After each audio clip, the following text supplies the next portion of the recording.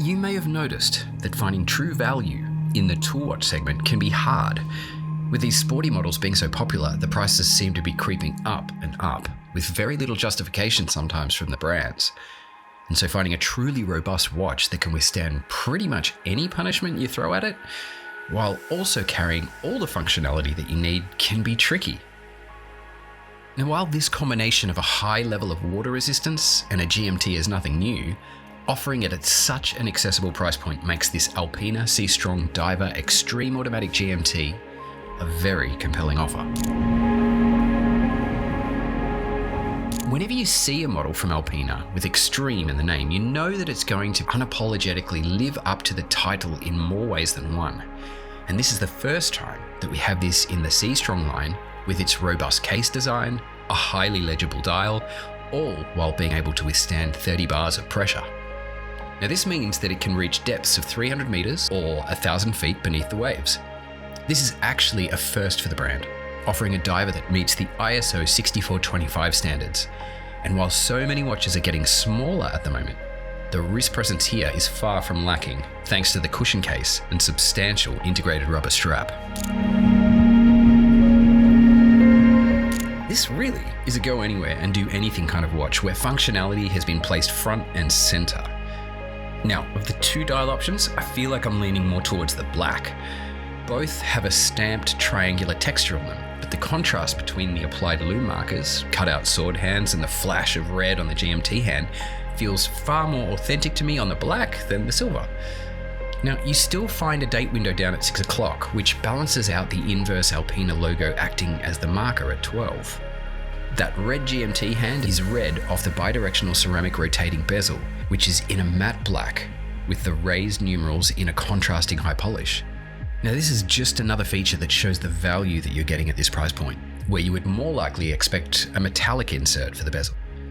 The only other splashes of color that you'll find here are on the seconds hand counterweight and the GMT text on the dial.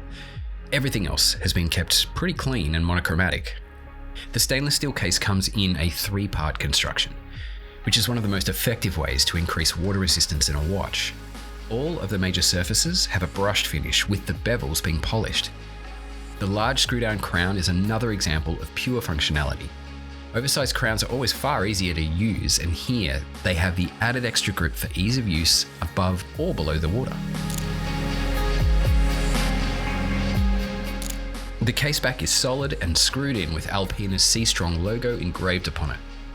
Inside is the automatic AL560 caliber, which comes with an extremely useful 50-hour power reserve while running at an accurate 4 Hz. It's a modified Sellita base, which isn't normally anything to write home about, but the added functionality of a GMT and keeping the entire thickness of the watch under 13mm, well, that's exactly what you want to see from a wearability standpoint. While the movement might not be terribly exciting, it's going to be reliable enough, while also very easy to service. The integrated rubber strap is almost the obvious choice for this watch. For those planning to take it into international waters, it will be absolutely fine. While a metal bracelet may have given it more style points in my eyes, well, the rubber is definitely going to be lighter for many and more comfortable. Well, the bottom line here is that good value is hard to define in the watch world, but when you have so much functionality, practicality, and robustness packed into one timepiece, the Alpina Seastrong Diver Extreme Automatic GMT makes a very good case for a solid definition. Now, is this watch going to be a bit too chunky for some? Well, maybe. But Alpina does have many vintage style watches that may better scratch the itch for you. But if you are in need of a watch that can go through anything and still tell you the time in another part of the world, all without damaging your pocket, well, it is difficult to think of another example that does it this well. But I'm curious to know what you think. Let me know in the comments and we can start the conversation.